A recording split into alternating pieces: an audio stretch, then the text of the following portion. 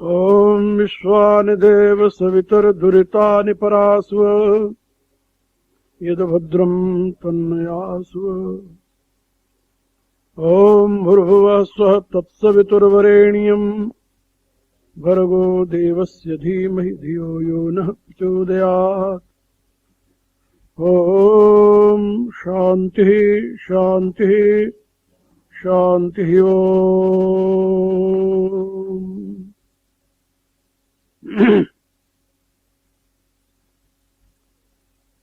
परावर रूप में उपस्थित मेरी प्रिय आत्माओं, करुणा निधान भगवान की करुणा आप सभी के लिए कल्याणप्रद हो, यह मेरी आंतरिक शुभकामना।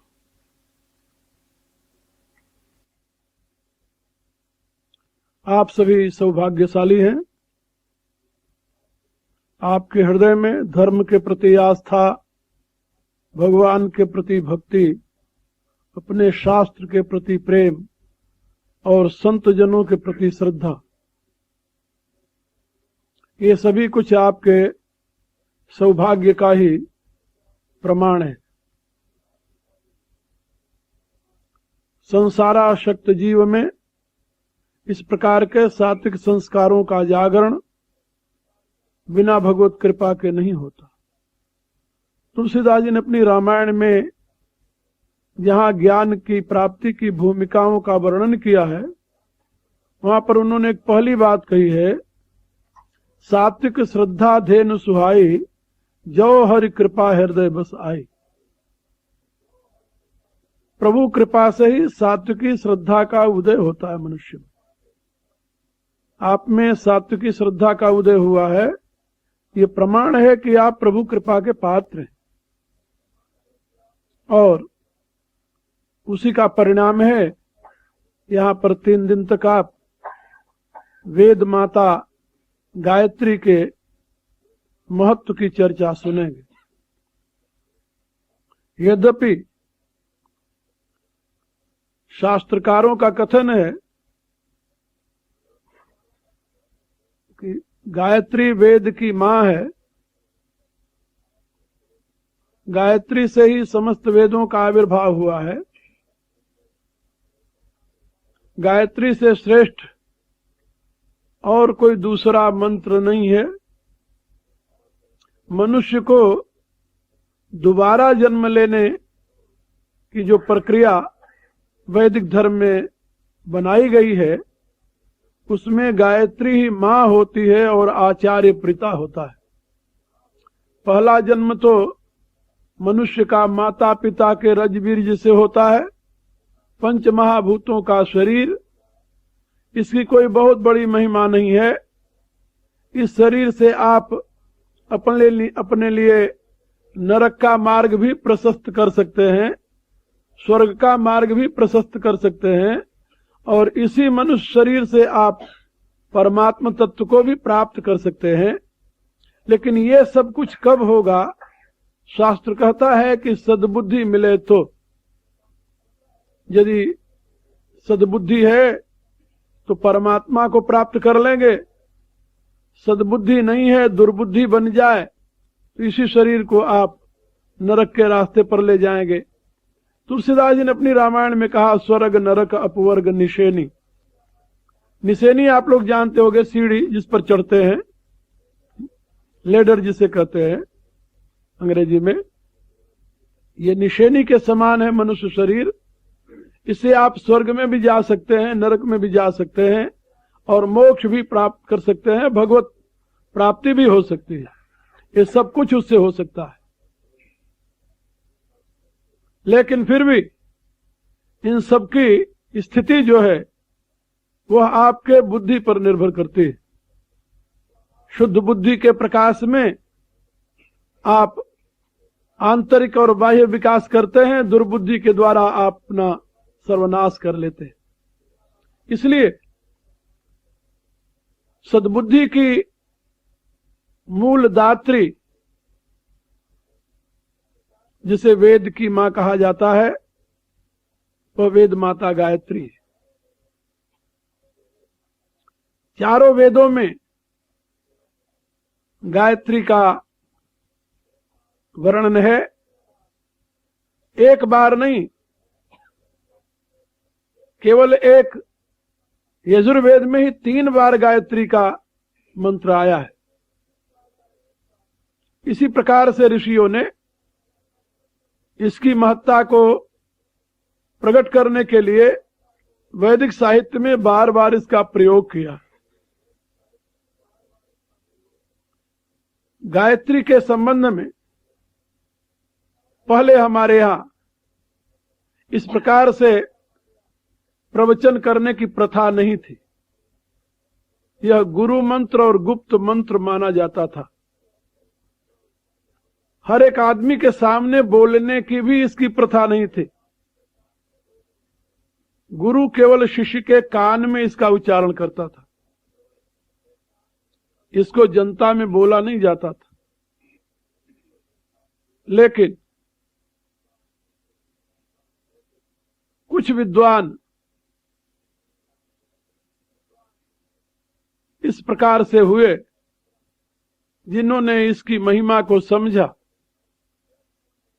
और प्रत्येक व्यक्ति को गायत्री के शब्दों द्वारा पवित्र करने की भावना से भावित होकर के सामूहिक प्रार्थना में इसको प्रमुख स्थान दिया। मैं वैदिक साहित्य का अध्ययन करते हुए जिस परंपरा में था, वहां की भी वही मान्यता थी जो पहले मैंने बताया। लेकिन गायत्री मंत्र का, छंद का चिंतन करते हुए मुझे ये मिला कि ये तो ऋषियों की सामूहिक प्रार्थना थी, एकांतिक प्रार्थना नहीं। गायत्री मंत्र में एकांतिक प्रार्थना के लिए स्थान नहीं है। ये ऋषियों की सामूहिक प्रार्थना थी, इसलिए इस मंत्र में बहुवचन का प्रयोग हुआ है, जिसे हम नह के रूप में पढ़ते हैं। गायत्री मंत्र में 24 अक्षर हुआ करते हैं। गायत्री छंद में 24 अक्षर हुआ करते हैं। हमारे यहां जितने छंद हैं, इनकी मात्राओं युक्त कितने अक्षर होने चाहिए, ये उसका निश्चित विधान है। तो वैदिक साहित्य में अनेक प्रकार के छंद हैं, उसमें गायत्री छंद है। गायत्री छंद में 24 अक्षर होते हैं, लेकिन दैव योगवश जो ब्रह्म गायत्री है, ब्रह्म गायत्री माने वेद की माता गायत्री, उसमें 24 अक्षर नहीं है, एक अक्षर कम है उसमें। वो 23 अक्षरों की ही है।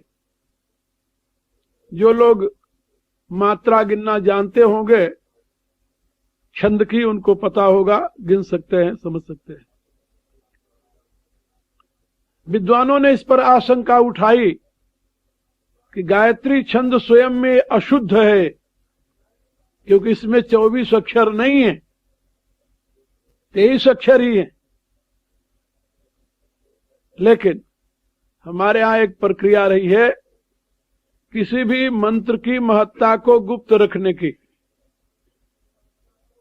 किसी भी मंत्र की महत्ता को गुप्त रखने की एक प्रक्रिया रही है। जो बहुत महत्वपूर्ण वस्तु होती है, उसको यदि जन सामान्य के लिए सुलभ करा दिया जाए तो स्वार्थी लोग उसका दुरुपयोग करते हैं। गायत्री मंत्र की शक्ति महान है, यदि वो सर्वसुलभ हो जाए तो लोग उसका दुरुपयोग करेंगे। इस दृष्टि से ब्रह्म गायत्री में 24 अक्षर नहीं है, 23 अक्षर ही है। लेकिन जब गुरु मंत्र प्रदान करता है तो उस समय उसे 24 अक्षर से युक्त करके ही करता है। और जो आम लोग गायत्री पढ़ते हैं पुस्तकों से, वो बेचारे केवल 23 अक्षर की गायत्री पढ़ करके रह जाते हैं। और इसीलिए यदि पुस्तक से पढ़कर के गायत्री का जाप किया जाए तो वो निष्फला होती है। निष्फला इसलिए होती है कि वो छंद की दृष्टि से अशुद्ध हुआ करती है।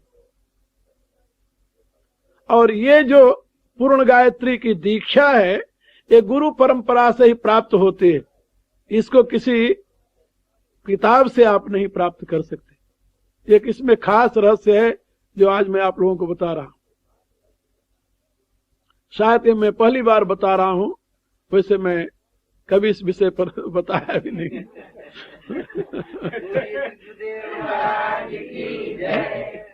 ये वैसे आप लोग गिन सकते हैं, तत्सवितुर वरेण्यम भर्गो देवस्य धीमहि धियो यो न प्रचोदयात्। ये 24 अक्षर की गायत्री होती है। इस छंद में 8-8 अक्षर के चरण होते हैं, तो इसको त्रिपदा गायत्री कहते हैं। गायत्री के 2 भेद हैं, त्रिपदा चतुष्पदा चैव। ये त्रिपदा भी है और चतुष्पदा भी है। तो चतुष्पदा में एक पाद और जोड़ा जाता है जो तैत्रीय ब्राह्मण का है, वो इसके साथ छंद का नहीं है, उसको जोड़कर इसे चतुष्पदा करते हैं। और उसके साथ व्याहृतियों को 3 व्याहृतियों को जोड़ते हैं, उससे चतुष्पदा बनाते हैं। भिन्न भिन्न प्रक्रियाएं हैं उसमें, भिन्न भिन्न शाखाओं की। ये वैदिक विज्ञान है, इस विषय में ज्यादा कहेंगे तो आप लोग कहोगे बहुत गंभीर हो गया, समझ में नहीं आया, इसलिए थोड़े में ही आप लोग समझिए इसे। तो गायत्री के 3 चरण हैं और पहले चरण में तत्सवितुर वरेण्यम। ये तत्सवितुर वरेण्यम जो है ये 7 अक्षरों का है, इसमें 8 अक्षर नहीं। और भर्गो देवस्य धीमहि इसमें 8 है, धियो यो न प्रचोदयात् इसमें 8 है। लेकिन पहला ही चरण इसका जो है वो 7 अक्षर का है। तो बोलने वाला पहले चरण में ही गलती कर जाता है और उस गलती का परिणाम ये होता है कि मंत्र अशुद्ध बोलता है वो, इसलिए उसका लाभ नहीं होता, चाहे वो 1000 जप ले, 10,000 जप ले, लाख जप ले। बहुत ऐसे मिले हमें जिन्होंने कई लाख गायत्री जपी और बाद में कहा गुरुजी हमें कोई फायदा नहीं हुआ इससे। भाई फायदा किसी ने बताया था कि वैसे जपा, बोले नहीं एक पुस्तक में पढ़कर जपे थे। और हर एक गुरु भी नहीं जानता इसको, ये भी एक मजे की बात है।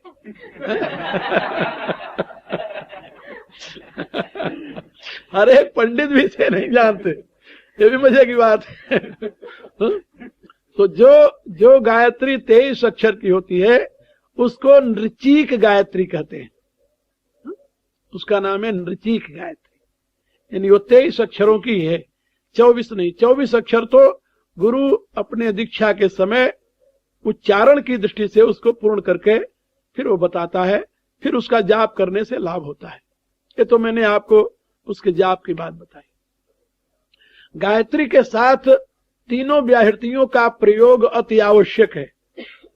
यदि तीनों व्याहृतियों से रहित आप केवल गायत्री का जप करते हैं, केवल गायत्री, तो उससे आपको वह लाभ नहीं होता जो कि होना चाहिए।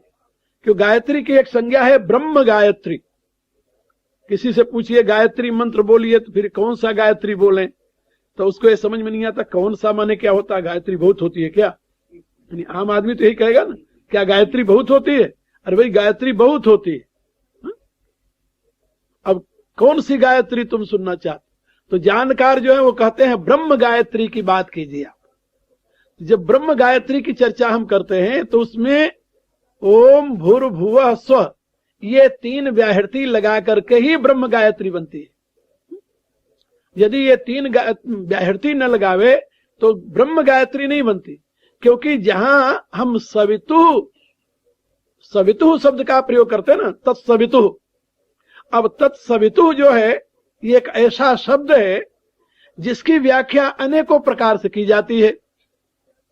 सविता देवानाम प्रसविता, आचार्य यास्क ने इसकी व्याख्या की। सविता किसे कहते हैं? यास्काचार्य कहते हैं निरुक्त में देवानाम प्रसविता, जो देवताओं को उत्पन्न करने वाला है वो सविता है। अब देवानाम प्रसविता कौन है? अब इसकी कहा घर कहां है? बोले नदी के सामने। बोले नदी कहां है? बोले घर के सामने।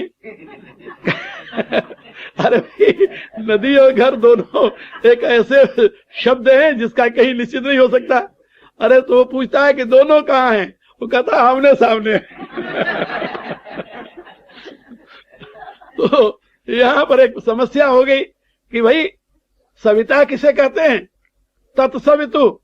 वो कहता है सविता माने सविता देवानाम प्रसविता, जो देवताओं को उत्पन्न करने वाला है उसे सविता कहते हैं। तो देवताओं को उत्पन्न करने वाला कौन है? अब देवता क्या है पहले इसका तो पता चले, फिर उनको उत्पन्न किसने किया ये दूसरा प्रश्न हो जाएगा। तो देवता किसे कहते हैं? तो यजुर्वेद में देवताओं की एक लिस्ट लंबी सी गिनाई गई। आप लोगों ने सुना होगा मंत्र पूजा कराते समय। देखो इनको हटा दो यहां से मेरे बगल से। ये सारे देवता तुम्हारे इधर नीचे पहले ही बोल गए। बोला है तो कह रहे मैं हूँ यहाँ। तो मैं आप लोगों को बता रहा था कि यजुर्वेद में देवताओं की एक पूरी यानी क्रम संख्या में वर्णन किया है। पूजा करते समय जब हम मंत्र जपते हैं विष्णु और अराटमसी, तो उस मंत्र के साथ ही ये मंत्र अलग है विष्णु और अराटमसी वाला, और इसी के साथ हम दूसरे मंत्र को जोड़ते हैं जिसमें अग्निर्देवता, बातो देवता, बसो देवता, सूर्यो देवता, चंद्रमा देवता, पृथ्व्या देवता, ये देवताओं की हम पूरी एक तरफ से यानी क्रम संख्या में वर्णन करते हैं। तो ये सब देवता हैं, इनको देवता कहते हैं। अग्निर्देवता, बातो देवता, बसो देवता, पृथ्व्या देवता, सूर्यो देवता, चंद्रमा देवता, वरुणो देवता, इंद्रो देवता, ये सब देवता हैं। अब इन देवताओं की उत्पत्ति किससे हुई? क्योंकि तभी हम सविता का अर्थ समझ पाएंगे। तो देवताओं की उत्पत्ति किससे हुई इसके लिए भी वेद को ही ढूंढना पड़ेगा।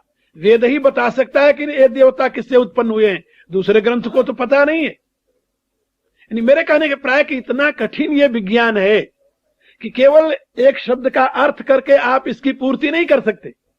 तो सवितु शब्द ही अपने आप में एक रहस्यमय है, और सवितु के साथ वहां पर तत् शब्द लगा हुआ है। प्रारंभ कहां से होती है गायत्री मंत्र जानते हो? तत्सवितु वरेण्यम। तत् माने उस, तो उस कौन? तत् शब्द का अर्थ होता है वह कौन? तत्सवितु, वह सविता। कौन सविता? इसलिए इसका उत्तर नहीं मिलता आगे। तत्सवितु वरेण्यम का अर्थ होता है उस सविता को हम वर्ण करते हैं। किस सविता को वर्ण करते हो? उसी सविता के भर्गो देवस्य धीमहि, उसके तेज का हम ध्यान करते हैं। वही सविता देवता हमारे बुद्धियों को प्रेरित करे। कौन सविता देवता? तत्सविता। अरे भाई तत् का कोई पता होना चाहिए। उस सविता देवता के तो तत् शब्द का प्रयोग जो इसमें हुआ है उसकी पूर्ति कैसे हो सकती है, उसका उत्तर हमें कैसे मिल सकता है? इसलिए ऋषियों ने कहा कि ओम भूर्भुवः स्वः तत्सवितुः। कौन सविता? जो ओम भूर्भुवः स्वः, जो ओम भूर्भुवः स्वः स्वरूप है, तत्सवितु। अब यहां से उसकी पूरी यानी क्रम संख्या बन जाती है, उसका परिचय मिल जाता है। ओम माने अवतु इति ओम। ओम शब्द का अर्थ होता है रक्षा करने वाला। अवरक्षणे धातु है जिससे ओम शब्द बनता है। ओम शब्द का अर्थ होता है रक्षक। रक्षक कौन है? एक परमात्मा। उस रक्षक का कोई स्वरूप है? बोले हां। क्या स्वरूप है? का भूर्भुवः स्वः, ये उसका स्वरूप है। भू माने अस्ति, सत्ता, जिससे ये सारा विश्व सत्तावान बना हुआ है उसको भू कहते हैं। भू सत्तायाम। व्याकरण में भू धातु का अर्थ होता है सत्ता, और भुवः प्रकाशने। भू माने प्रकाश, चित्त, जिसको चित्त कहते हैं, ज्ञान कहते हैं, वो भुवः का स्वरूप है। और स्वः रसे। स्व माने रस, रस माने आनंद, स्वाद, जिससे हम आनंदति, आसमंतात आनंदति, जिससे हम चारों तरफ से रसमय हो जाते हैं। आनंद माने क्या होता है? चारों तरफ से रसमय हो जाना। और नंद धातु का प्रयोग आच्छादन में भी होता है, व्यापने भी होता है। जो चारों तरफ व्याप जाए, सब तक पहुंच जाए, ऐसा। तो यहां पर अर्थ हो जाएगा उसका कि ओम वह परमात्मा जो सबका रक्षक है, वह कौन है? भू भुवः स्व सतचित आनंद स्वरूप। इसका अर्थ होता है सच्चितानंद। भू भुवः स्व, भू माने सत, भुवः माने चित, स्व माने आनंद। ये बात सुनिए। अब हमें परिचय मिल गया कि जो सबका रक्षक सच्चिदानंद है, तत्सवितु, उस प्रसविता को हम वर्ण करते हैं। यहां से अब उसका पूरा परिचय मिलता है एक चरण का। आज हम आप लोगों को केवल एक चरण की बात समझाएंगे, वो भी संक्षेप में, पूरी व्याख्या उसकी भी नहीं हो सकती, क्यों 3 दिन हमें बताना है, और 3 दिन में 24 अक्षर की गायत्री के लिए 24 दिन चाहिए। वेद के मंत्रों से यदि उसकी व्याख्या करनी हो तो आप लोगों को मालूम होना चाहिए, 24 अक्षर की गायत्री के ऊपर, एक एक अक्षर के ऊपर महर्षि वाल्मीकि ने 1,000 श्लोक लिखे हैं वाल्मीकि रामायण में। विद्वानों की राय है कि वाल्मीकि रामायण और कुछ नहीं है, केवल गायत्री मंत्र की व्याख्या है। और एक एक अक्षर के ऊपर 1,000 श्लोक लिख करके 24,000 श्लोकों वाली गायत्री रामायण के, वाल्मीकि रामायण केवल गायत्री के 24 अक्षरों की व्याख्या है, ऐसा विद्वत समाज मानता है भारत में। अब आप सोचिए, महर्षि वाल्मीकि ने जिन एक एक अक्षरों के ऊपर 1,000 श्लोक लिखे, अरे चलो वाल्मीकि ऐसे नहीं तो कम से कम हम उनके ऊपर 1,000 शब्द तो बोल ही सकते हैं, मंत्र न बना हुआ।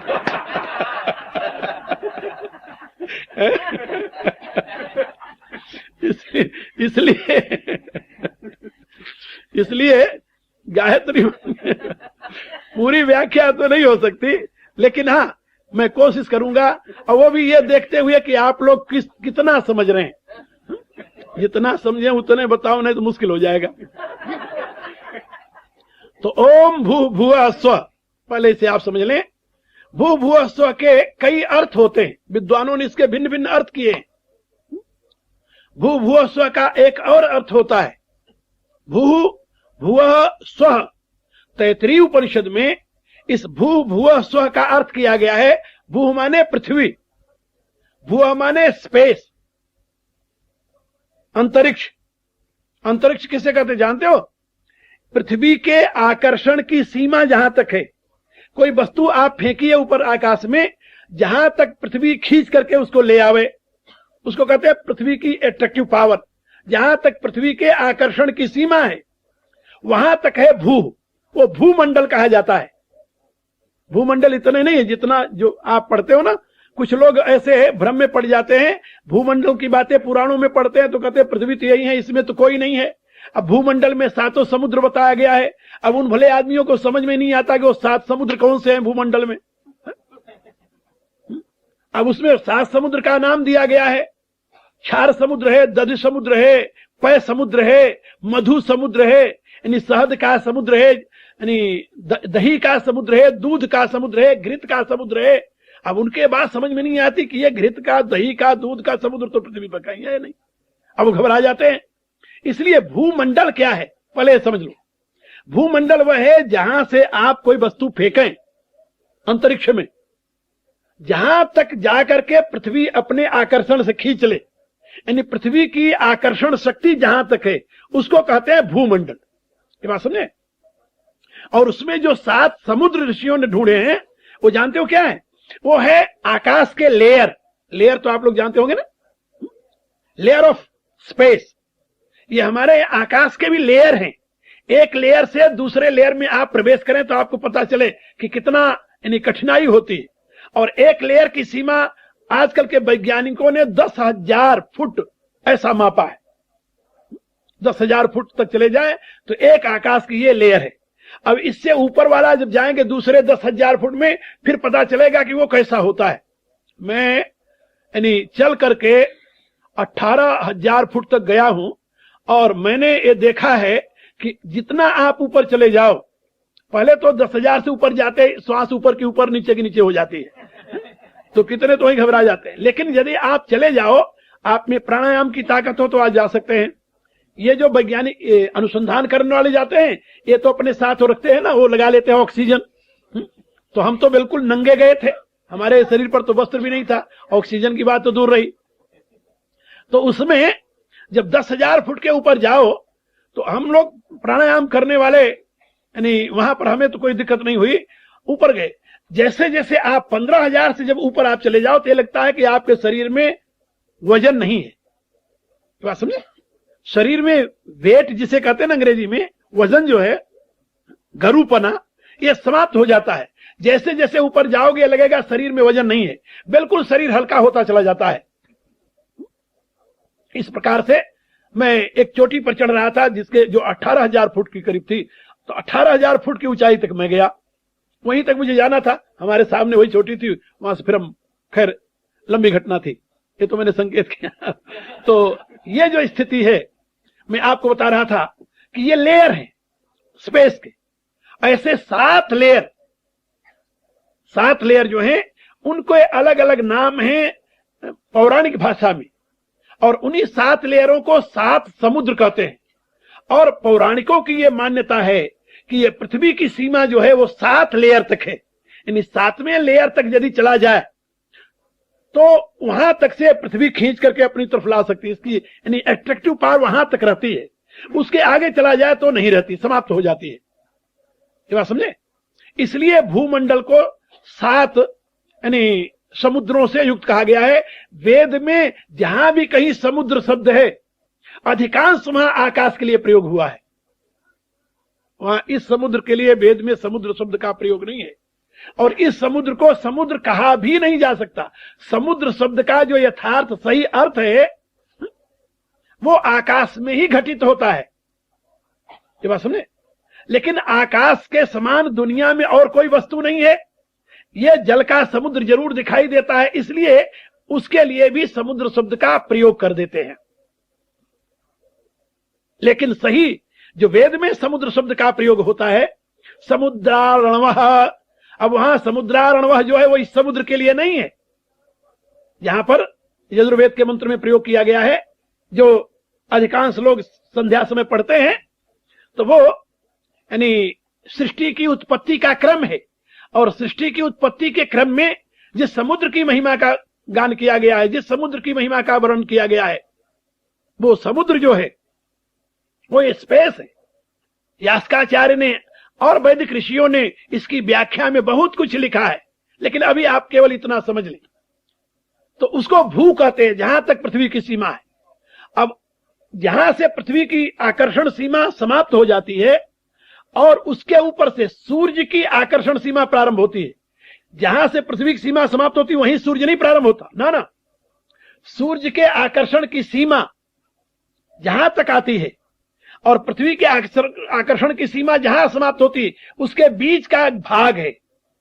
सुनिए, उस बीच के भाग को कहते हैं भुवः, और जहां सूर्य की आकर्षण सीमा शुरू हो जाती है उसको कहते हैं स्वः, और जहां सूर्य के आकर्षण की सीमा ऊपर जाकर समाप्त होती है उसको कहते हैं महा। इसलिए तैत्तिरीय उपनिषद में महा तक की व्याख्या की गई है। उसमें भूर्भुवः स्वः महा, और महा कोई उसने ब्रह्म कह दिया है। महा ब्रह्म नहीं है, महा परमेष्टि है। सूर्य की सीमा जहां तक जाती है ऊपर की तरफ, और वहां के आगे फिर जहां पर पारमेष्टि की सीमा शुरू होती है, तो पारमेष्टि और सूर्य के मध्य का जो है वो भाग बहुत ही महत्वपूर्ण है। वो महा के ऊपर भूर्भुवः स्वः महा, फिर उसको जना कहते हैं। तो सुनिए, और जना के बाद फिर तपः है, तपः के बाद फिर सत्यम है। ये क्रम है उसका। तो सत्यम जो है वो आखिरी है, उसको कहते हैं स्वयंभू। तो स्वयंभू, पारमेष्टि, दिव, सूर्य जिसे कहते हैं, आदित्य, और फिर हमारी ये पृथ्वी।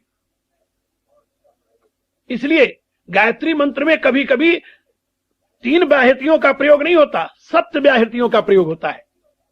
सप्त व्याहृति किसे कहते हैं? जो ब्रह्मांड का पूरा स्वरूप है, वो सप्त व्याहृति से। 3 व्याहृति किससे संबंधित है? हमारे सौर्य मंडल से। लेकिन सप्त व्याहृति किससे संबंधित है? ब्रह्मांड से। इसके लिए 2 शब्द हैं संस्कृत में, अंड और ब्रह्मांड। जहां पिंड शब्द का प्रयोग करते हैं वहां पर केवल पृथ्वी है, ये केवल पृथ्वी जो है उसको पिंड कहा जाता है। और पृथ्वी, अंतरिक्ष और दिव, ये जो सूर्य हमारा दिखाई देता है, इसको मिलाकर अंड कहते हैं। रामायण में है ना, अंडकटाह अमित लयकारी काल सदा दुरतिक्रम भारी। तो अंडकटाह की बात आई है उसमें, वो अंड कहा जाता है। और ये सूर्य जिसका सदस्य है, जिसका एक अंश है, जिसके ऐसे अनेकों सूर्य हैं, उसको कहते हैं ब्रह्मांड। ब्रह्मांड इससे बड़ा है। ब्रह्मांड ही सृष्टि नहीं है, ना ना। ब्रह्मांड तो वेद में, ऋग्वेद में बताया गया, ये वालसा है। वालसा माने जानते हो क्या होता है? वालसा, ये ब्रह्मांड क्या है? वालसा। वालसा माने डाल। किसकी डाल है? अश्वत्थ की। अश्वत्थ क्या है? ऊर्ध्व मूल मध शाख अश्वत्थम प्राहुरभ्यम छंदांसि यस्य पर्णानि यस्तम वेद स वेदवित्। तो ऊर्ध्व मूल और अध शाखों वाला ये अश्वत्थ वृक्ष है। उस अश्वत्थ वृक्ष की अनेकों डालियां हैं, डालियां। तो ये जो ब्रह्मांड हमारा है, एक वालसा, एक डाल है उसकी। ऐसे अनेकों ब्रह्मांडों से युक्त एक तना है, और अनेकों तनाओं से युक्त जो है वो एक अश्वत्थ वृक्ष है। उस तना के विषय में तुलसीदास जी ने लिखा है, अव्यक्त मूल मनादितरु त्वच चारु निगमागम भने खटकंद शाखा पंचबीस अनेक पर्ण सुमन गने फल जुगल विधि कटु मधुर वेली अकेली जहीं आश्रित रहे पल्लवत फूलत नवल नित संसार विटप नमा में। तो ब्रह्म को संसार वृक्ष के रूप में प्रणाम किया है, और उस संसार के वृक्ष में प्रणाम करते हुए ब्रह्म के उन्होंने बताया कि अव्यक्त मूल मनादि तरु, ये अनादि तरु का अव्यक्त मूल है, और इसके चार त्वचा है। त्वचा जानते हो किसे कहते हैं? छिलके को। छिलका, जब किसी वृक्ष के छिलका उतारते हैं, बक्कल जिसे कहते हैं, आप लोग क्या कहते हैं पता नहीं मुझे, छिलके कहते हैं ना। हाँ, तो इसमें चार त्वचा है, चार। अव्यक्त मूल मनादितर त्वच चार निगमागम बने अव्यक्त षटकंध शाखा। इसकी शाखाएं कितनी? 6 स्कंध हैं। शाखा नहीं, स्कंद। स्कंद कहते हैं मेन ब्रांच को। तो षटकंध शाखा 25, और शाखाएं कितनी है? कहा कि ये तो 25 शाखाएं हैं, और उसमें टहनियां कहा अनंत हैं, कहा परने, कहा घने, जिनकी व्याख्या नहीं की जा सकती। इसलिए मैं आप लोगों को बता रहा था कि ये जो हमारा ये ब्रह्मांड है, इस ब्रह्मांड की पूरी गणना जो है वो 7 व्याहृति से होती है। इसलिए जब हम प्राणायाम करते हैं ना, प्राणायाम के लिए 3 व्याहृति का प्रयोग नहीं है। प्राणायाम में 7 व्याहृति प्रयोग की जाती है। ओम भू ओम भुआ ओम स्व ओम भा ओम जना ओम तप ओम सत्यम ओम तत्सवितुर्वरेण्यम भर्गो देवस्य धीमहि धियो यो न प्रचोदयात् के साथ आपो ज्योति रसो मृतम ब्रह्मा भूर्भुवः स्व ओम, यहां तक करके तब पूरा प्राणायाम की प्रक्रिया की जाए। लोग कहते हैं ना, हम तो ऐसे नाक से सांस लेते रहे, निकालते रहे, हमें तो कुछ मिला नहीं, बल्कि रोग हमारे पल्ले पड़ गया। और क्या पड़ता तुम्हारे पल्ले? और तुम क्या चाहते थे? इससे क्या मिलना चाहिए था? अरे भाई, हर एक ये वैदिक साहित्य में जो वर्णित है, ये विज्ञान है, एक बहुत बड़ा विज्ञान है, और उस विज्ञान को बिना समझे तुम प्रयोग करोगे तो मरोगे। जानते हो ना, जितनी औषधियां हैं वो जितनी गुणकारी होती उतनी हानिकारक भी होती है। यदि वैद्य ने उसे शोध करके दे दिया तो गुणकारक होगी, और बिना शोधे खाओगे तो मरोगे, हानिकारक होगी। इसलिए मैं आप लोगों को बता रहा था कि ये वैदिक विज्ञान से संबंधित जितनी बातें हैं वो किसी जानकार गुरु से समझ करके उसे ग्रहण करने की प्रक्रिया है। इसलिए हमारे यहाँ संप्रदाय बने हैं। संप्रदाय माने वो ऋषियों की परंपरा जो अनादिकाल से चली आ रही है। वो कब से शुरू हुई है? हमारे यहाँ किसी भी संप्रदाय का छोर नहीं है, परमात्मा से शुरू होता है। परमात्मा से उस संप्रदाय का प्रारंभ होता है। श्री गणेश वहीं होता है, और वहीं से लेकर के अपने संप्रदाय की व्याख्या करते हैं सब। तो मैं आप लोगों को ये बता रहा था कि ये जो परंपरागत ज्ञान है, वो ज्ञान अपने आप में अद्भुत है और अक्षुण है। तो जो लोग सप्त व्याहृति का प्रयोग करते हैं वो ब्रह्मांड से संबंधित करते हैं, क्योंकि हमारे आम रोजमर्रा के जीवन में केवल सूर्य तक ही हमारी बात बनती है। आप समझ रहे हैं ना? हमारे रोज के जीवन में सूर्य से ही हमें काम पड़ता है।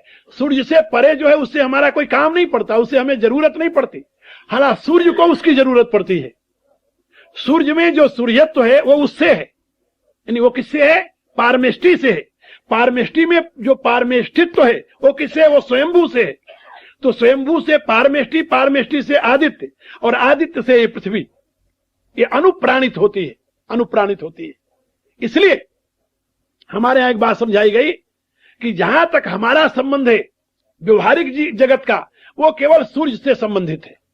सूर्य से हमें जीवन मिलता है। इसलिए वेद में बताया गया सूर्यो आत्मा जगतस्थ सुखश्च, ऋग्वेद का मंत्र है। ये हमारे संपूर्ण प्राणियों की आत्मा सूर्य है। आजकल का वैज्ञानिक क्या कह रहा है कि यदि ये सूर्य न हो तो इस पृथ्वी पर जीवन नहीं हो सकता। जीवन का स्रोत कौन है? कहा सूर्य।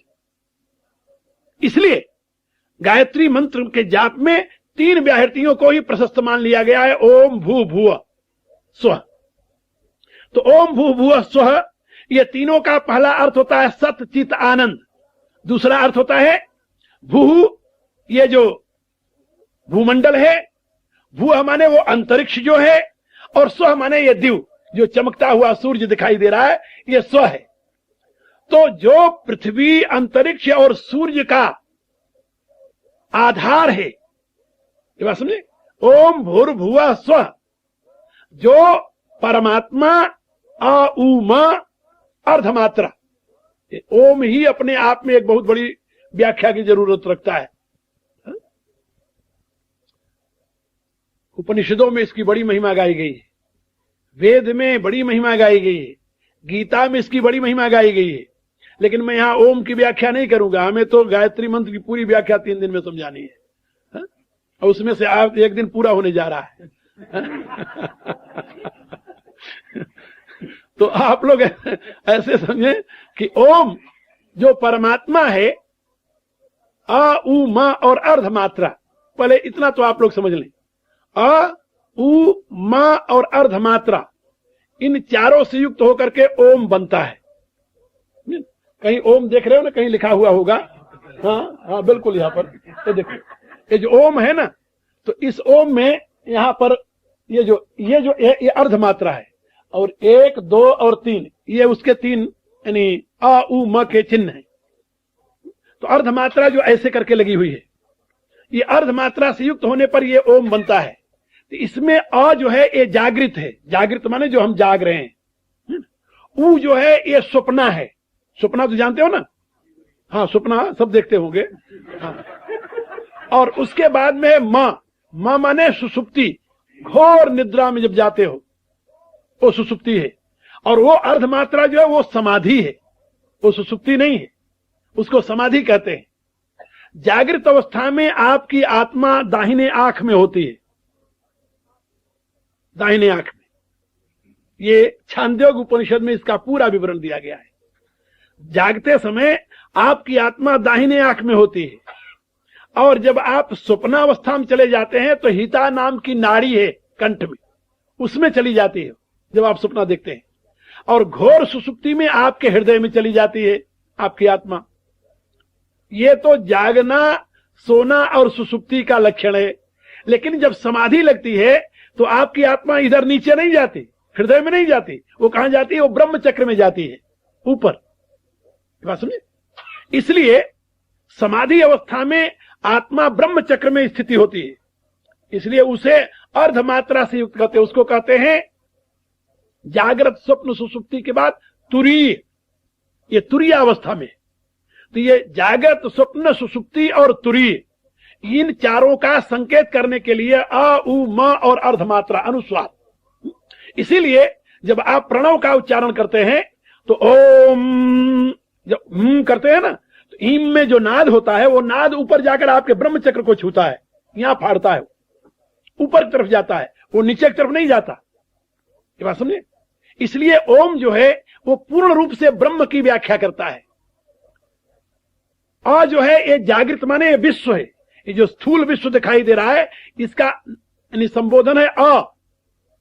और ये जो स्थूल विश्व है किससे प्रकट हुआ? कहा ये तो प्रकट हुआ है हिरण्यगर्भ से, हिरण्यगर्भ संवर्त जाता ताग्रे भूतस्य जाता पतिरेक आसीत। तो भूतस्य जाता कौन है? हिरण्यगर्भ। कहा हिरण्यगर्भ जो है वो विश्व नहीं है, उसको तेजस कहते हैं। तेजस माने प्रकाश युक्त, हिरण्यगर्भ माने सोने के यानी सोने के रंग से भरा हुआ। हिरण्य माने सोना, गर्भ माने अंदर, सोने से भरा हुआ यानी स्वर्णिम रंग का, ऐसे आप समझ लें। तो इसका अर्थ होता है वह अवस्था जब ये ब्रह्मांड पूरा प्रकट नहीं हुआ था, जब बृहद अंडे के रूप में था, उसको कहते हैं हिरण्यगर्भ। तो हिरण्यगर्भ संवर्तताग्रे भूतस्य जाता पतिरेक आसीत। हम लोग जो शिवलिंग बनाते हैं ना, ये शिवलिंग जानते हो क्या है? वही हिरण्यगर्भ ब्रह्मांड का, जिस समय उसमें से कोई आकृति नहीं बनी थी। ये शिवलिंग की कोई आकृति नहीं है, इसको हमारे यहां साकार नहीं मानते। ये शिवलिंग जो निराकार है, साकार तो शिव है। इसीलिए शिव पुराण में, हमने शिव पुराण की व्याख्या करते हुए बात समझाई है, शिव पुराण में बात समझाई गई है कि शंकर के लिंग की पूजा जो है ये तो निराकार की पूजा है, और शंकर के जो स्वरूप की पूजा है ये साकार की पूजा है। ये दोनों में अंतर है, और दोनों में अंतर यहां तक बताया गया है कि ये जो साकार की, यदि आपको लिंग मिल जाए पूजने के लिए तो साकार पूजने की जरूरत नहीं है, उसकी जरूरत नहीं है, वो दूसरे स्तर का है। ये बात समझे? और इन दोनों में भेद ये बताया गया है कि ये जो शिव है ये रुद्र है, और वो जो है वो सांब सदा शिव है, वो ब्रह्म का प्रतीक है, वो सृष्टि के आदि का प्रतीक है। लिंग माने जानते हो? संस्कृत में लिंग माने होता है चिन्ह, जैसे स्त्रीलिंग, पुलिंग, नपुंसक लिंग। लिंग माने चिन्ह, साइन। ये संस्कृत में इसका प्रयोग होता है। तो सर्वप्रथम अव्यक्त प्रकृति थी, अव्यक्त परमात्मा था, कुछ दिखाई नहीं दे रहा था। लेकिन परमात्मा से गर्भित प्रकृति जब सर्वप्रथम ब्रह्मांड को जन्म दिया, बड़े अंडे को जन्म दिया, उसको हिरण्यगर्भ कहते हैं। वो परम तेज से युक्त था, इसलिए उसको ज्योतिर्लिंग भी कहते हैं। क्या कहते हैं? ज्योतिर्लिंग। आप लोगों ने सुना होगा ना, भगवान शंकर का श्रेष्ठतम जो स्वरूप है वो क्या है? ज्योतिर्लिंग। ये ज्योतिर्लिंग है। तो ज्योतिर्लिंग की उपासना होती है, वो परमात्मा की प्रथम अभिव्यक्ति है। और वही ज्योतिर्लिंग जब साकार रूप में प्रकट होता है तो उसको विश्व कहते हैं, और जब ज्योतिर्लिंग में होता है तो उसको विश्व नहीं कहते, उसको तेजस कहते हैं। और उस ज्योतिर्लिंग की जो कारणावस्था है, जब ये प्रकट नहीं हुआ था, यानी जिस अवस्था में ज्योतिर्लिंग प्रकट नहीं हुआ, ब्रह्मांड प्रकट नहीं हुआ, प्रकृति के गर्भ में था, प्रकृति परमात्मा से अभिभूत थी, प्रेग्नेंटेड अवस्था जिसे कहते हैं नेचर की, उस अवस्था को कहते हैं प्राज्ञ। क्या कहते हैं? प्राज्ञ। प्रकृति जो थी वो ज्ञ तत्व से परिपूर्ण हो गई, क्यों? प्रकृति स्वयं में ज्ञ नहीं है, प्रकृति स्वयं में गुणात्मिका है, ज्ञानात्मिका नहीं। गुणात्मिका प्रकृति जब ज्ञान तत्व से, परमात्मा के चैतन्य घन के संसर्ग से पूर्ण रूप से गर्भित हो गई, पूर्ण रूप से ज्ञ स्वरूप हो गई, उसको कहते हैं प्राज्ञ। समझे ना? अब वो प्राज्ञ अवस्था है उसकी, और उसी प्राज्ञ को हमारे यहां क्या कहते हैं? विष्णु। तो ये तीन अवस्थाएं हैं, प्राज्ञ, तेजस और विश्व। विश्व ये जागृत की है, प्राज्ञ जो है स्वप्नावस्था की है। स्वप्ना शब्द का जानते हो अर्थ क्या होता है? वेद में स्वप्ना माने तो आप लोग जानते हो ना, जो आप सो रहे हो और देख रहे हो उसको स्वप्ना कहते हैं। लेकिन स्वप्ना, वेद में स्वप्ना माने ये नहीं होता, सुअप्न। वहां पर है स्वप्नस, सुअप्नस। वेद में शब्द ये जो प्रयोग होता है, वहां अर्थ इसका दूसरा हो जाता है। सु माने सुंदर, अच्छी प्रकार से किया हुआ, बनाया हुआ, अभिव्यक्त हुआ, इसको स्वप्नस कहते हैं। तो मैं आप लोगों को ये बता रहा था कि ये जो वेद के शब्द हैं, इनका अर्थ भी और ढंग से होता है। वो व्याकरण की ये जो आजकल के छिछले व्याकरण है ना, हाँ छिछले ये, अरे गंभीर व्याकरण भी तो नहीं आता किसी को, देवता। हाँ, गंभीर व्याकरण नहीं, यानी गहन व्याकरण जो है वो नहीं। वैदिक व्याकरण अलग है, लौकिक व्याकरण अलग है। लौकिक व्याकरण अब तो नहीं रहा, अब तो केवल वो रटी रटाई जो गर्दाने हैं, गर्दाने कहते हैं हमारी भाषा में, गर्दाने हमारी भाषा में नहीं कहते, उर्दू में कहते हैं, वैसे विभक्तियां हैं, उन विभक्तियों को याद कर लिया, उसी से रामा रामव रामा रामम रामव रामान हो गया बस। लेकिन ये जो वैदिक व्याकरण है, इसमें 4 प्रकार के शब्द बताए गए हैं। 4 प्रकार के शब्द, क्रियावाचक शब्द होते हैं, गुणवाचक शब्द होते हैं, संज्ञावाचक शब्द होते हैं। इसी प्रकार से ये जो यानी शब्दों के भेद हैं, संज्ञावाचक, क्रियावाचक, गुणवाचक, इस प्रकार के जो विवरण दिए जाते हैं, इसमें इनके अलग अलग अभिप्राय होते हैं। और जहां तक उनके अर्थ करने की प्रक्रिया है, वहां भी यह देखना पड़ता है कि यहां पर किस अर्थ में यह शब्द प्रयोग हुआ है। यदि वह शब्द वहां पर गुणवाचक अर्थ में प्रयोग हुआ है, तो उसको हम उस प्रकार से अर्थ नहीं कर सकते जिस प्रकार से संज्ञावाचक करते हैं। जैसे किसी का नाम शेर सिंह हो,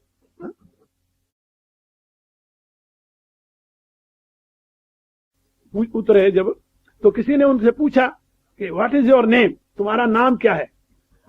तो उसने सोचा कि यहां अपना नाम बताने के लिए अंग्रेजी में बताना पड़ेगा, तो उसने कहा स्टारलोएन।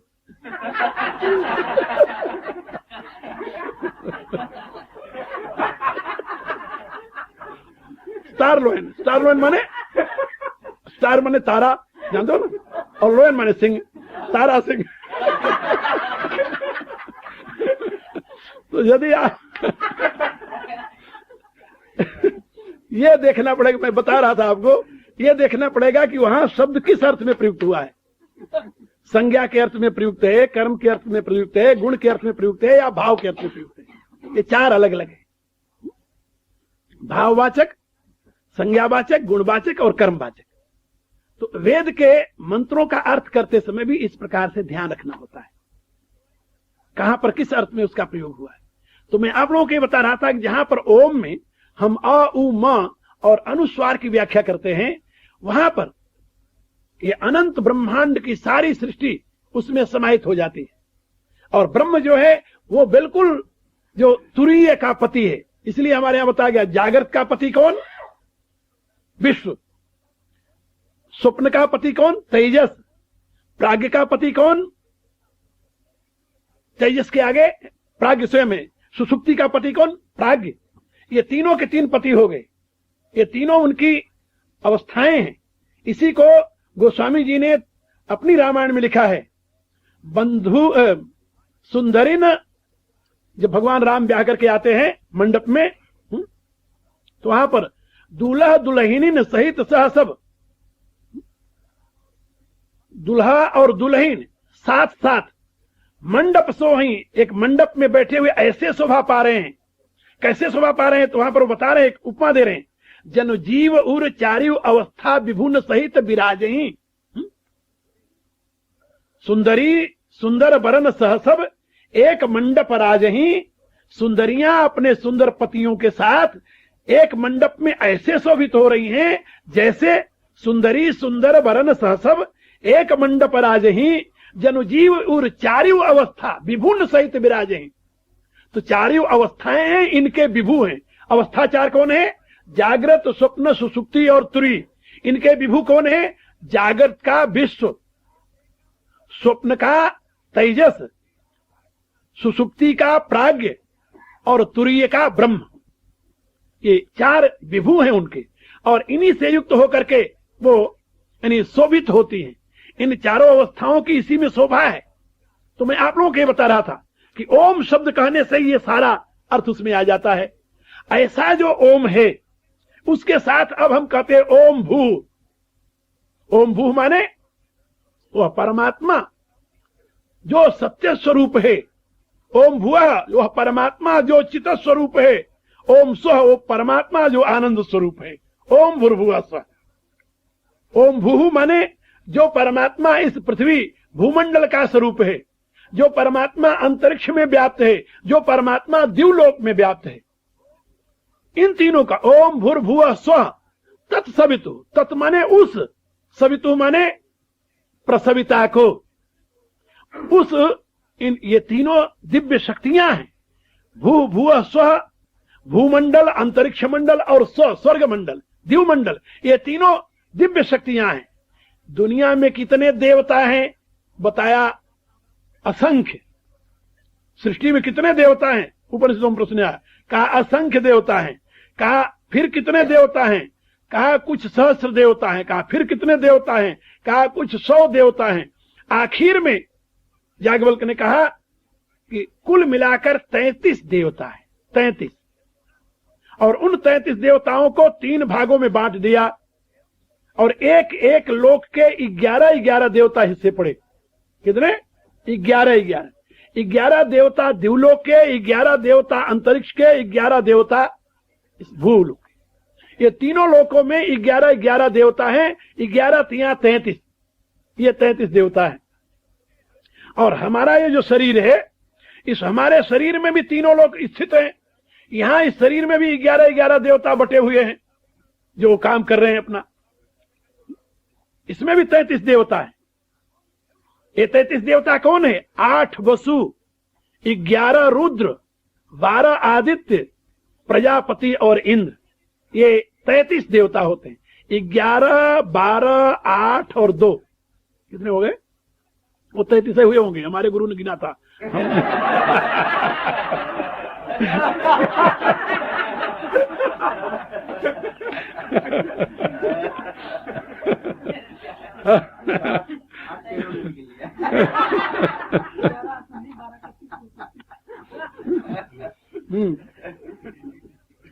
गुरु जी एक बात बताया करते थे पढ़ाते समय। वो कहते थे, उधर के रहने वाले थे बिहार के, तो उनकी भाषा यानी तिरहुत की भाषा थी। माँ जानकी जी जहाँ की थी, मिथिला की भाषा थी उनकी। तो कहा करते थे कि या तो तुम जो हम कहते हैं उसमें विश्वास कर लो, और तुम्हें विश्वास न हो तो दूसरा उसको लगा करके देख लो। गुरु ने एक हिसाब बताया कि 2 दूने 4 होता है, चाहे तुम मान लो चाहे गणित करके देख लो, होगा 4। तो बाकी लोग तो गणित करते थे, मैं अनपढ़ आदमी था, मैं तो कहता था बस मान लिया मैंने। अपने गणित नहीं करते। तो मैं आप लोगों को बता रहा था कि ये ओम भू भुव स्वः, ये जो भू भुव स्वः है, ये तीनों 33 देवताओं का केंद्र है। फिर से समझिए, ओम भू भुव स्वः, ओम तो परमात्मा वाचक है, भू भुव स्वः ये 33 देवताओं का केंद्र है। ये 33 देवता इसी में रहते हैं। 12 आदित्य इसी में रहते हैं, 11 रुद्र इसी में रहते हैं, 8 वसु इसी में रहते हैं, और प्रजापति और इंद्र इसी में रहते हैं। इन तीनों लोकों में सब व्याप्त है। इन 11 देवताओं का मूल स्रोत होने के नाते तत्सवितु। अब यहां पर इसका अर्थ समझ में आ गया होगा आप लोगों के कि इन समस्त देवताओं का जो प्रसविता है, सविता कौन? देवानाम प्रसविता। जो इन समस्त देवताओं का जनक है, प्रसविता माने उत्पन्न करने वाला। कुछ लोगों को ये भ्रांति है, ये भ्रांति पश्चिम के लोगों ने ज्यादा फैलाया। ये बेचारे वैदिक व्याकरण तो जानते नहीं थे, भारत में गए तो व्याकरण पढ़ा। उन दिनों स्वार्थी जो लोग थे, पंडित लोग, वो पैसे लेकर इनको पढ़ा दिए। अब इन्होंने थोड़ा सा ज्ञान हुआ तो उसके हिसाब पर अपना वेद का मंत्र ढूंढने लगे और वेद का मंत्र का अर्थ करने लगे। हाँ, इन्होंने वेद के मंत्र का अर्थ किया है, और कभी इनके किए हुए अर्थ मैं आप लोगों को बताऊंगा तो आप लोग हंसते हंसते पागल हो जाएंगे। ऐसे अर्थ करने वाले हैं, ना सोच इनको क्या बताऊं। कभी कभी इनके अर्थ देखते तो हंसी आती। तो अब इन लोगों ने अर्थ किया, तो इन्होंने जब देखा, ऋग्वेद को पढ़ा या, तो इन्होंने कहा कि ये हिंदू जो हैं, इनको एक ईश्वर का पता नहीं था। क्या कहते हैं? इनको एक ईश्वर का पता नहीं था। ये तो बहुत से देवताओं के उपासक थे, और इनके यहां प्लूरलिज्म उसे कहते हैं, प्लूरलिज्म, पैंथेनिज्म।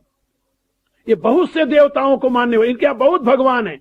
तो देवता के लिए इनके पास कोई सब तो है नहीं। गॉड, इन्होंने बताया कि they are any worshipper of so many gods, they are millions of god in Vedic literature. वहां लाखों परमात्मा हैं और सारे परमात्माओं के मानते हैं हिंदू लोग।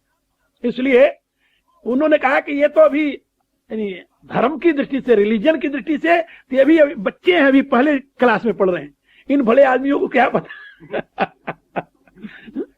और ये बात सबसे पहले जो कही थी उसका नाम था मोक्ष मूलर, मैक्स मूलर नाम था, ये जर्मन था, पहले यहां से गया था, मिशनरी था, वहां लोगों को क्रिश्चियन बनाने गया था।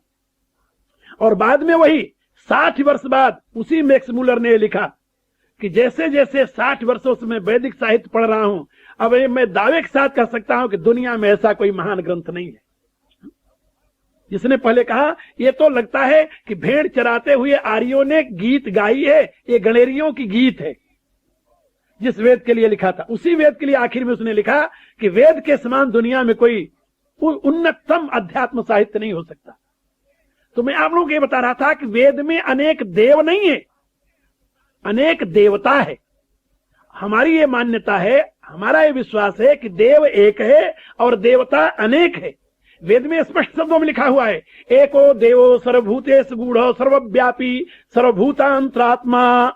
तो वहां पर देव एक है और देवता अनेक हैं। देव किसे कहते हैं? कहा जिससे देवता प्रकट होते हैं। क्या समझे? देव कौन है? देवताओं का प्रसविता, जिससे देवता जन्म लेते हैं, जिससे देवता प्रकट होते हैं। इन देवताओं के प्रसविता को देव कहा जाता है। वैदिक धर्म में देव की उपासना है, देवताओं की भी उपासना है। एक सज्जन कहने लगे हमें फिर देवताओं की उपासना बंद करके देव की उपासना करनी चाहिए। हम कहा जरूर करनी चाहिए जी, बिल्कुल, कल से बंद कर दो। लेकिन पहले देवता समझो तो, देवता की पूजा बिना किए भले आदमी तुम जी सकते हो? जैसे अग्निर्देवता, पहला देवता कौन है? अग्नि। अच्छा, तुम्हें भूख लगी, ये देव का धर्म है या देवता का? भूख लगना किसका धर्म है? सोचो पहले। देव तुम्हारे शरीर में कौन है? आत्मा। ये तो देव है। एको देव इति श्रुति, को देव यो मनः साक्षी। वेद में प्रश्न किया गया, को देव, देव कौन है? कहा यो मनः साक्षी। कहा जो मन का साक्षी है वो देव है। मन का साक्षी कौन है? आत्मा, वही मन का साक्षी। ये मनसा न मनुते ये नाहुर मनोमतम तदेव ब्रह्म तम विद्धि नेदम इदम उपास्ते। श्रुति कहती है जिससे मन मनन करने की शक्ति प्राप्त करता है। जो मन के द्वारा मनन नहीं किया जा सकता, वही परमात्मा, वही देव है। इदम कहकर के जिसकी उपासना करते हो वो देव नहीं है। इदम कहकर जिसकी उपासना करते हो तो देवता है। अब देव की उपासना करोगे या देवता की? बिना देव के देवता, बिना देवता की उपासना के देव पूजा हो ही नहीं सकती, असंभव है। मेरी राय है असंभव है। ये बात समझे? हमारे यहां अग्नि को जात वेदा कहा है। जात वेदा माने वह समस्त उत्पन्न हुएयों को जानता है। जात वेदा, वेदा माने ज्ञाता, जात माने उत्पन्न हुए। सृष्टि में जितने उत्पन्न हुए पदार्थ है सबको जानता है, सारे देवताओं का ज्ञाता है। इसलिए अग्नि को यदि आहुति दे दो तो सारे देवताओं तक पहुंचा देता है, सारे देवताओं तक पहुंचाता है। कहा हम कैसे मान लें कि अग्नि की आहुति दो तो सारे देवताओं को पहुंच जाती है? उपनिषद पढ़िए, उसमें बताया गया है कि आपके इस शरीर में 33 देवता निवास करते हैं। 5 ज्ञान इंद्रियां, 5 कर्म इंद्रियां, 1 मन। कहा ये 11 रुद्र हैं। कहा इनको रुद्र क्यों कहा? कहा इन्हीं के नाते तुम रोते हो। तुम्हें रुलाने वाला कौन है? यही। यदि ये ना हो तुम रो, ये शरीर में रहें, बुराई की तरफ लग जाए तभी तुम्हें रुलावें, और यदि ये शरीर से निकल जाए तभी तुम्हारे संबंधियों को रुलावें। हाय हाय राम नाम सत्य हो गया है। तो ये रुद्र हैं। 12 महीने जो हैं सूर्य के, वो 12 आदित्य हैं जिससे तुम्हारे जीवन का विकास चल रहा है, वृद्धि चल रही है। और 8 जो वसने के निवास स्थान है वो 8 वसु हैं। और ये प्राण जो तुम्हारा चल रहा है ये प्रजापति है। और प्रजापति का प्रथम पुत्र, प्राण के चलने से जो तुम्हारे शरीर में टेम्परेचर है, जो लो हो जाए तो राम नाम सत्य हो जाता है, वो इंद्र है। ये जो देवता हैं इनकी उपासना करनी है तुम्हें, इनको तृप्त करना है तुम्हें। कैसे करोगे? इनके लिए किसको हव्य देनी होगी? किसको देनी होगी भाई हव्य? अग्नि को। अग्नि क्या है? का मुखाद अग्नि रजायत। अग्नि कौन है? मुख। मुख के सिवा और कोई अग्नि नहीं है वेद में। तुम्हारे अध्यात्म में भी यही मुख है। देवताओं का मुख अग्नि है और तुम्हारा अग्नि तुम्हारा मुख है, ऐसे समझो। जो समष्टि में अग्नि का स्थान है वही तुम्हारे शरीर में मुख का स्थान है। मुखाद अग्नि रजाए वेद कहता है। अब इससे आप समझ गए होंगे कि जब आंख को तृप्त करना है, कान को तृप्त करना है, जो इंद्रियां हैं ना, पांव को तृप्त करना है, हाथ को तृप्त करना है, पुष्ट करना है, तो भोजन तुम ऐसा करो, कल से अग्नि में आहुति न डाल करके पांव को मोटा करने के लिए पांव में रोटी मला करो। हाथ को मजबूत बनाने के लिए हाथ पर मला करो। काम चल जाएगा क्या? नहीं चलेगा ना। इन सारे देवताओं को यदि तृप्त करना है तो तुम्हें आहुति कहां डालनी होगी? वही अग्नि में। अग्नि में आहुति डालोगे तभी वो सारे देवताओं तक पहुंचेगा। अग्नि सारे देवताओं तक पहुंचाने वाला है। ये मुख ही अग्नि नहीं है। अहम वैश्वानरो भूत्वा प्राणी नाम देहमाश्रितः प्राणापान समायुक्त पचाम्यन्नम चतुर्विधम। भगवान स्वयं वैश्वानर अग्नि के रूप में तुम्हारे उदर में विराजमान है।